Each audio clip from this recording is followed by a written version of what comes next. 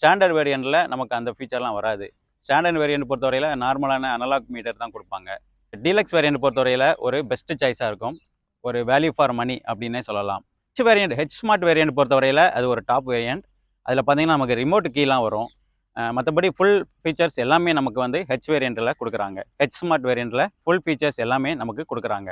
இந்த ஹோண்டா டியோவோட காம்படிட்டர்ஸ் அப்படின்னு பார்த்தோம்னா Hero Pleasure, Yamaha Racer, Suzuki Access 125, TVS Ntorq, TVS Jupiter இதெல்லாமே இந்த வண்டியோட காம்படிட்டர் லிஸ்ட்டில் வருது. ஹோண்டா டியோவோட ஹைலைட்டடான ஃபீச்சர்ஸ் அப்படின்னு பார்த்தோன்னா நிறைய இருக்குது.